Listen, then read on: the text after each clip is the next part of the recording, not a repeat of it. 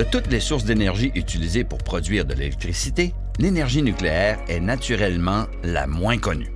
Les grappes de combustible comprennent des pastilles d'uranium inerte qui ne posent aucun danger.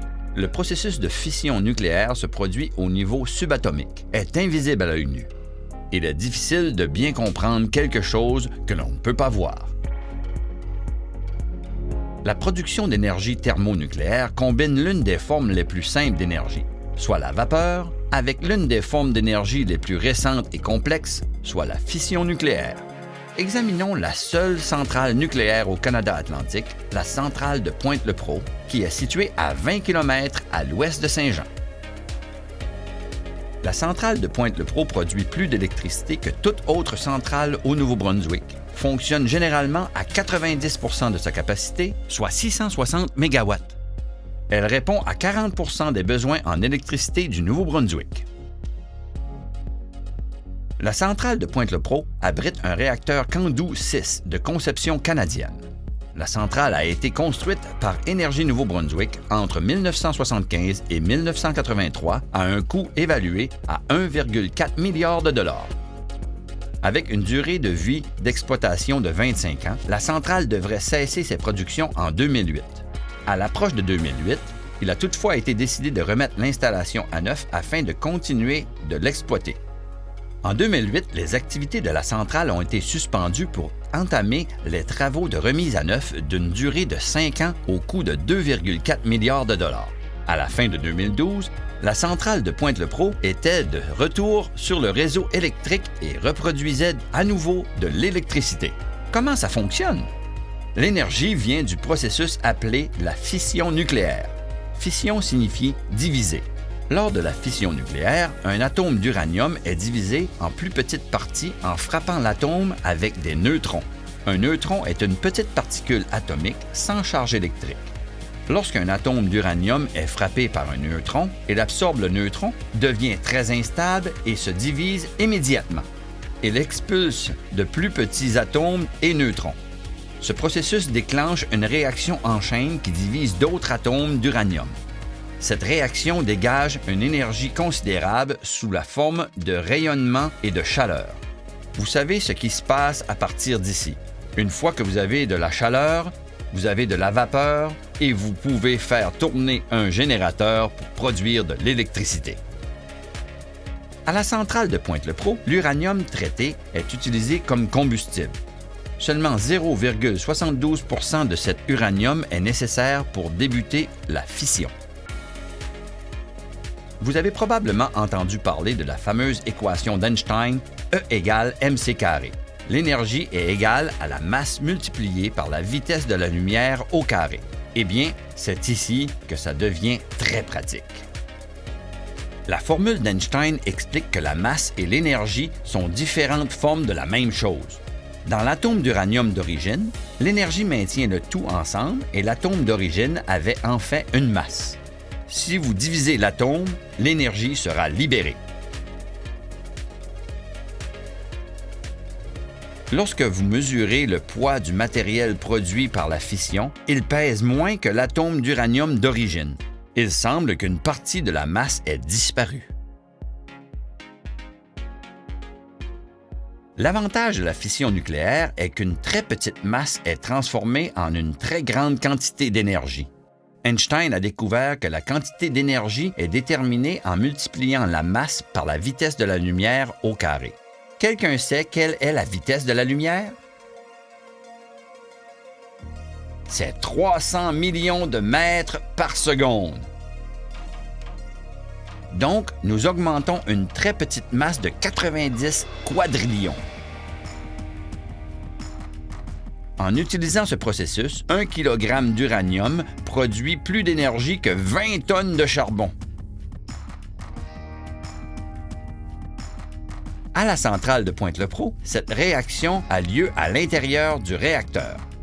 Le réacteur est abrité dans un bâtiment de confinement en béton, avec des murs de 42 mètres de haut et d'une épaisseur de 1,2 mètre.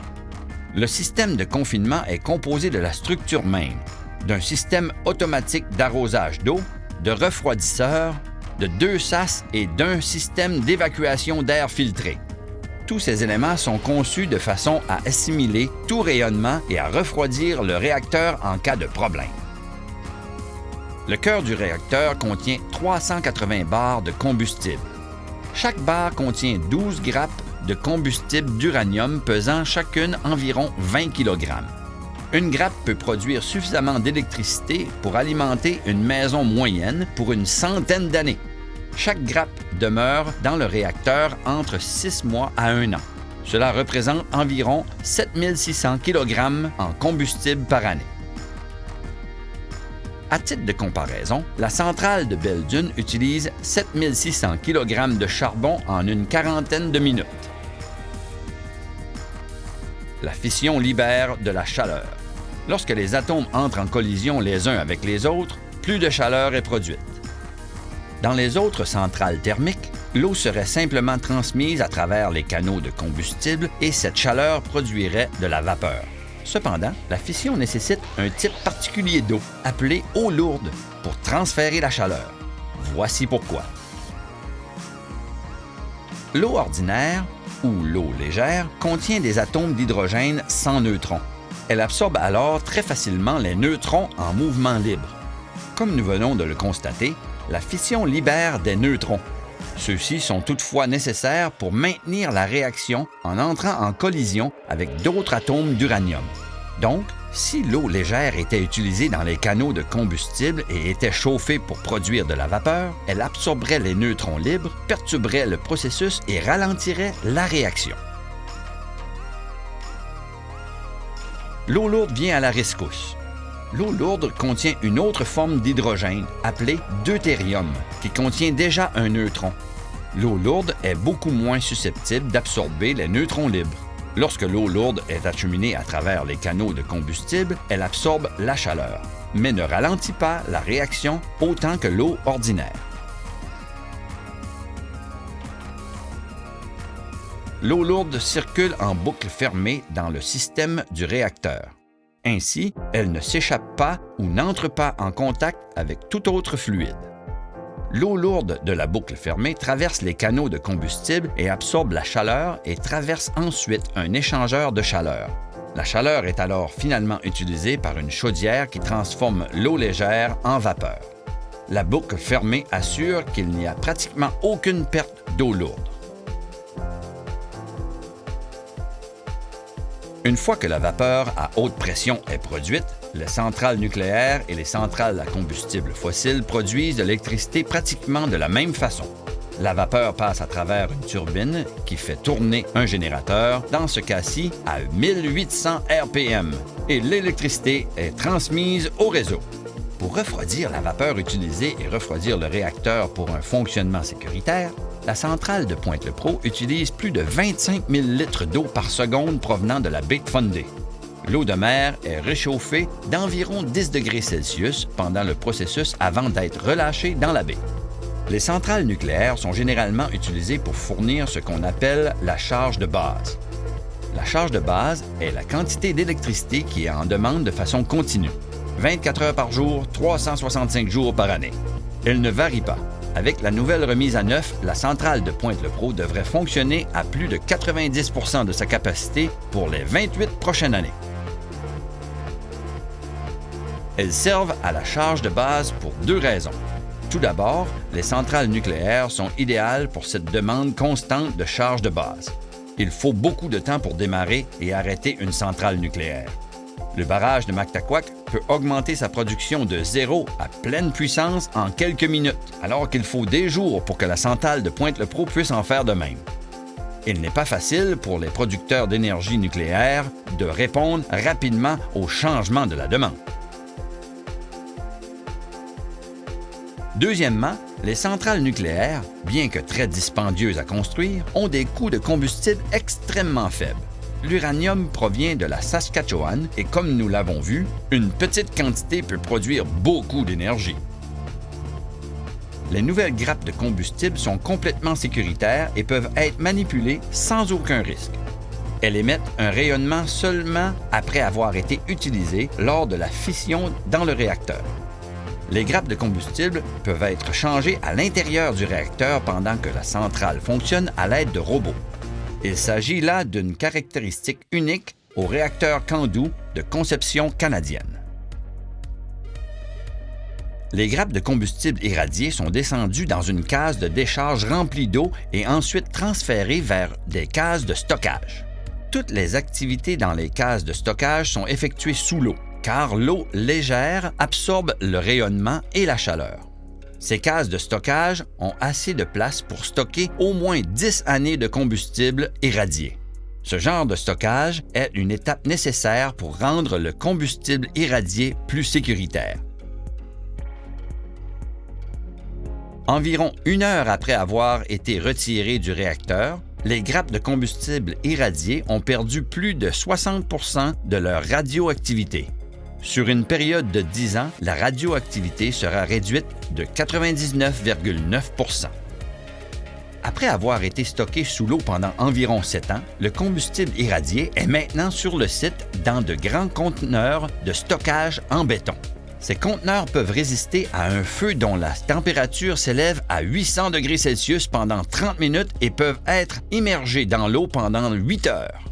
Alors que la centrale de Pointe-le-Pro a suffisamment d'espace pour stocker la totalité de son combustible irradié indéfiniment, une nouvelle installation de stockage à long terme pour l'ensemble du Canada est en voie d'être construite. Cette installation va stocker des conteneurs entre 500 et 1000 mètres en dessous du bouclier canadien. Il y a eu quelques catastrophes dans des installations nucléaires, notamment Tchernobyl, 3 Mile Island et Fukushima. Il est important que les centrales nucléaires fassent de la sécurité une priorité absolue. Il faut notamment les construire dans des régions qui connaissent très peu d'activité sismique.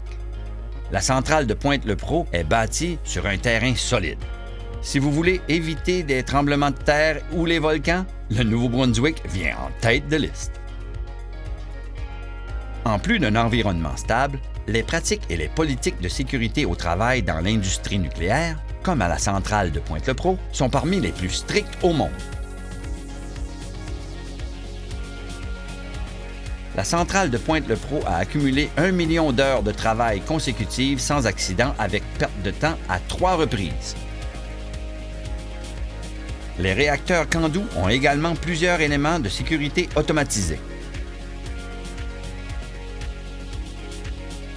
Les canaux de combustible peuvent seulement maintenir la réaction nucléaire s'ils sont en bon état mécanique.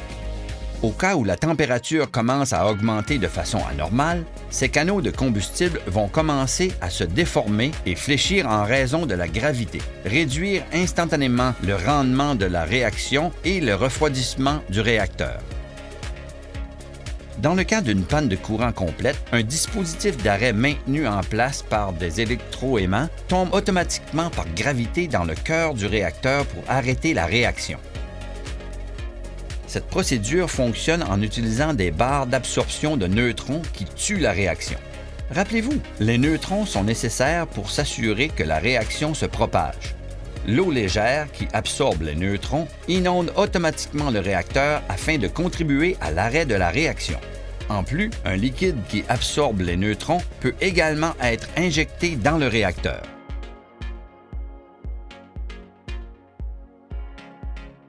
La production d'énergie nucléaire se termine par le processus habituel où la vapeur fait tourner une turbine. Ensuite, la turbine fait tourner un générateur qui produit de l'électricité. La grande différence, c'est que plutôt que d'utiliser la combustion pour chauffer la vapeur, la centrale de Pointe-le-Pro capte la chaleur produite par la fission nucléaire, un processus plus complexe qui comprend des particules atomiques et de l'eau lourde.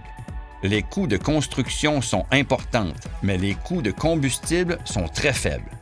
Les considérations environnementales comprennent la manipulation du combustible irradié et l'eau de mer chauffée qui est relâchée dans la baie de Fundy.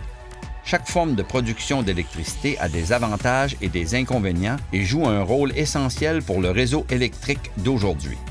Le défi sera de maximiser les avantages et de réduire les risques afin de façonner le réseau électrique de demain. Qu'en pensez-vous? Quelle est votre vision de la demande énergétique du Nouveau-Brunswick à l'avenir?